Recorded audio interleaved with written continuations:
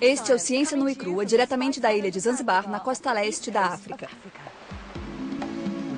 Esta vai ser a prova mais difícil dos nossos cientistas, lidando com o mar. Eles terão que completar uma série de desafios marinhos, usando ferramentas simples, um kit básico e algumas invenções. Nossa base no Oceano Índico é um barco tradicional de pesca e nosso quartel-general em terra firme é uma oficina em uma praia isolada. É o paraíso na terra do Ciência Nua e Crua. Nossos 4 cientistas são Cat Sykes, física e engenhosa com uma energia ilimitada; Mike Bullivan, químico criativo que encara de frente o quase impossível; Ellen McCauley, botânica destemida e impetuosa do Missouri; Jonathan Hare, físico, inventor inspirado e engenheiro artístico; e eu, Kate Humble, mergulhadora experiente. Eu vou entrar na água para testar a fundo as invenções. Juntos, somos a equipe do Ciência Nua e Crua. Ciência Nua e Crua. Distribuição Sinapse. O Recife. Neste episódio, nossos cientistas vão passar pelo desafio mais ambicioso até agora: proteger um recife de coral. Vamos fazer um mergulho de apneia em um recife em Chambay, uma pequena ilha próxima a Zanzibar. 400 espécies de peixes tropicais e 200 tipos de coral vivem aqui. Mas a sobrevivência desse recife verdadeiramente único está sendo ameaçada por barcos de pescas e navios que passam por lá. E é por isso que estamos aqui. O que acharam? Não é maravilhoso? Lindo. Não é lindo o coral? Aqui é uma reserva marinha, mas no momento não conta com nenhum tipo de proteção. Não há nenhuma placa dizendo onde começa o coral. E é aí que vocês entram. Mike e Jonathan, será que conseguem inventar um aparelho, uma espécie de sistema de aviso, para os barcos saberem quando estão perto do recife e os mantenha longe o suficiente para as âncoras não encostarem no coral? Cat e Ellen, existe uma zona de exclusão de 300 metros. Então precisam encontrar um ponto a mais ou menos 300 metros da costa e aí desenvolver um método para manter o dispositivo do Jonathan e do Mike nesse lugar. Vocês têm 3 dias.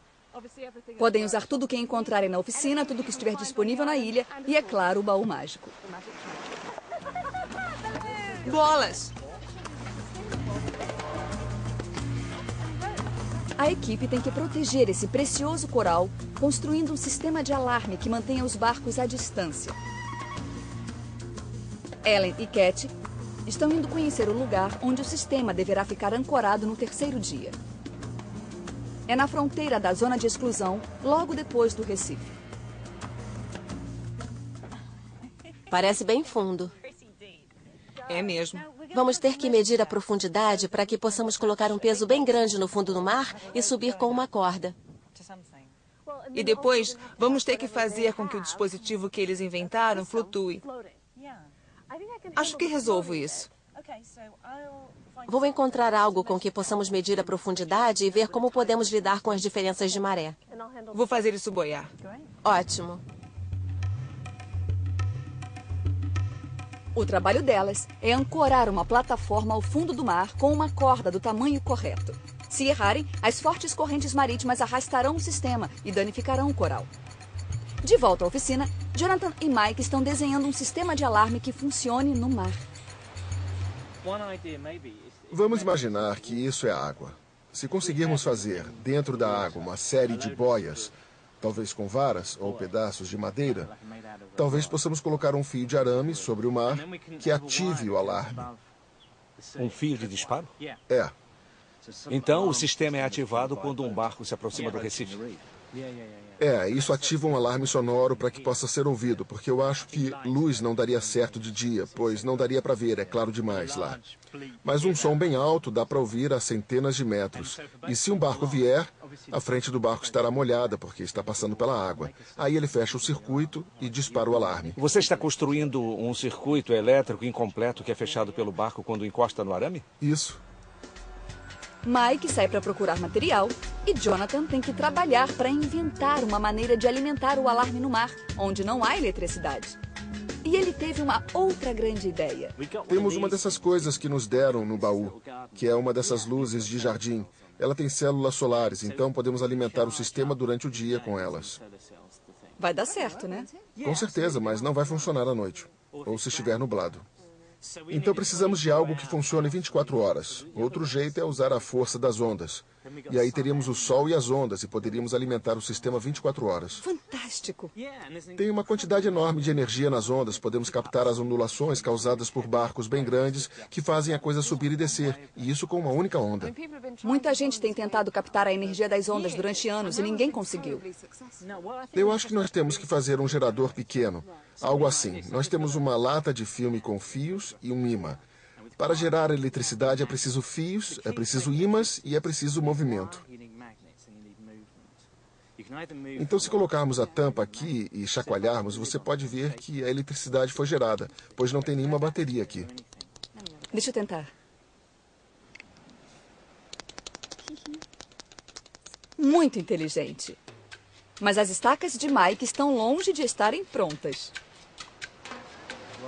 Este é um protótipo das estacas de suporte. Eu tenho que me certificar de que isso flutue mais ou menos de cabeça para cima da água, senão vai adernar. E ele está sendo equilibrado com uma pedra. E eu tenho que me certificar de que vai funcionar e fazer o que deve fazer.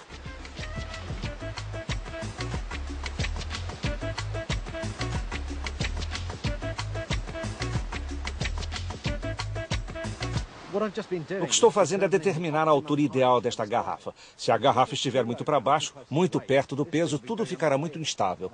E se estiver muito para cima, bom, não teremos uma distância suficiente entre o fio do alarme e a água do mar. Acho que esta é a distância ideal da garrafa. E é isso que eu vou fazer. Esse vai ser o meu modelo e vou fazer uns 20 destes. Comecei bem hoje de manhã. Ellen e Cat voltaram do Recife e já sabem o que precisam fazer. Ellen começa a produzir a base. Cat vai fazer a medição da corda. Mas determinar o tamanho correto não é tão trivial quanto parece. Eu preciso medir a profundidade da água. E o modo mais óbvio é pegar o peso, faz de conta que isso aqui é um peso, descê-lo até o fundo e medir o comprimento da corda. Eu poderia fazer isso, mas estou achando que, se a corrente estiver tão forte quanto estava quando mergulhamos e o peso estiver descendo, já que a distância é grande, ele pode ser levado pela corrente. Então, ao invés de eu ter uma corda na vertical para medir a distância, vou ter uma corda na diagonal que mede um pouco mais do que a profundidade. Só que eu pensei em fazer uma outra coisa que resolverá o problema. E está aqui. Então, Cat acha que pode medir a profundidade, apesar da corrente, com um tubo de calha e garrafas de água vazias. Enquanto isso, Jonathan conseguiu fazer um gerador maior para o alarme. Essa é a máquina da onda? Isso aqui vai ficar na plataforma da Ellen, que fica se mexendo no mar. Nós colocamos ímãs na ponta dessa régua. Então, quando a plataforma se mexe, os ímãs se movem e você pode ver que está gerando eletricidade. Se você balançar isso, vai gerar eletricidade.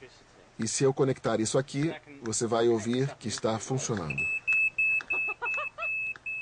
Sem bateria, sem nada. Ele modificou um detector de fumaça para servir de alarme.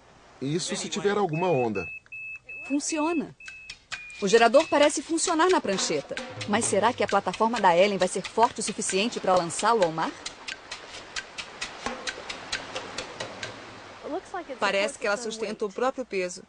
A questão é se vai aguentar o peso de outra coisa.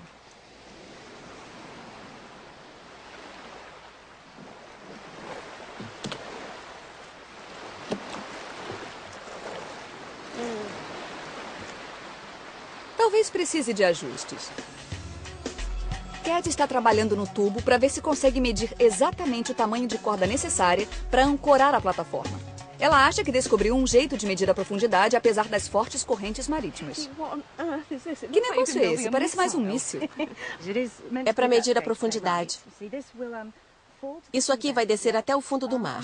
E quando chegar lá, vai fazer um barulho porque tem um peso bem grande na extremidade.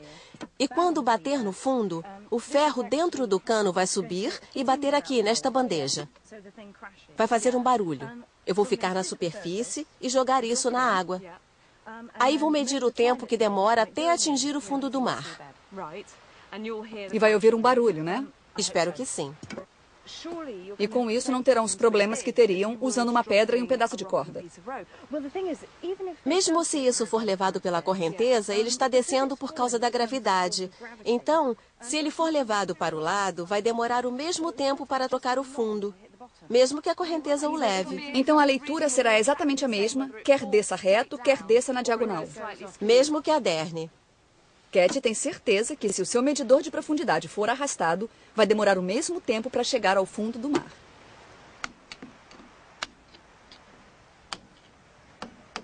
Mike já montou 20 estacas para o sistema de alarme e ele não esconde que gosta de mostrar suas habilidades.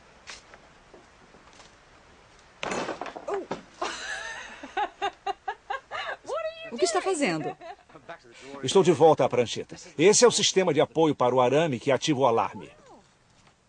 O arame vai só passar por aqui, então isso só serve de apoio mesmo. Brilhante. E isso vai ficar na vertical, na água? É mais ou menos. Elas vão balançar um pouco, mas elas vão manter o fio de disparo acima da água. Brilhante. Como ele tem mais de 20 metros, você vai ver que ele cederia no meio se não tivesse isso a cada 1,5 metros. Temos 20 metros disto que vai ficar apoiado aqui nos ganchos, assim, para não cair. Mas eu tenho que isolar essa parte, não quero que dispare à toa. Só tem um probleminha, é que nesse ambiente, por causa da água do mar, pode haver muita corrosão. E eu tenho que pensar numa maneira de proteger o arame. Com certeza há um jeito, mas isso me preocupa.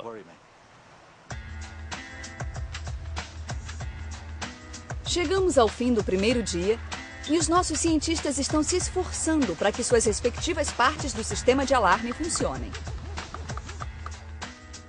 Como o Mike está preocupado com a corrosão dos fios, então vai fazer uns testes à noite.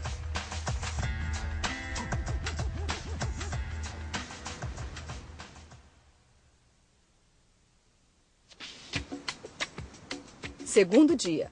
Agora só temos 24 horas para construir um sistema de alarme no mar. Logo de manhã, Mike já tem uma coisa para me mostrar. Eu fiz uma experiência ontem à noite. Peguei um prego que nem este aqui e deixei ele balançando no mar, tal qual vai ficar a nossa fiação. E olha como ele enferrujou durante a noite. Mas existe uma maneira de evitar isso, cobrindo o metal com zinco. Esse prego foi galvanizado e ficou o mesmo tempo exposto à água do mar. Não aconteceu nada com ele. Não. Está propondo cobrir o fio inteiro com zinco? Não temos recursos para fazer isso.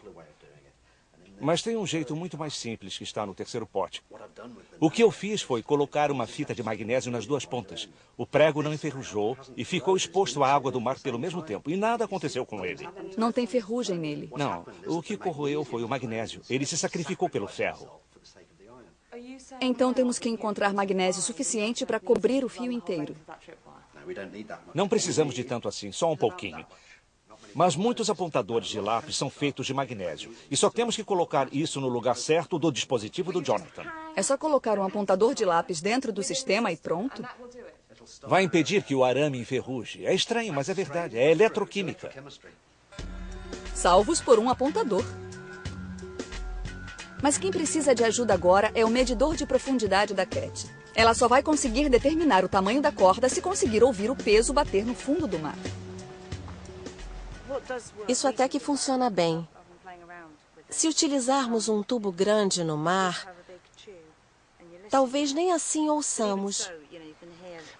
E se colocássemos um estetoscópio no tubo? Essa ideia é boa. O problema é que precisamos pressionar o estetoscópio contra alguma coisa. É. Eu teria que pressioná-lo contra uma superfície curva do tubo.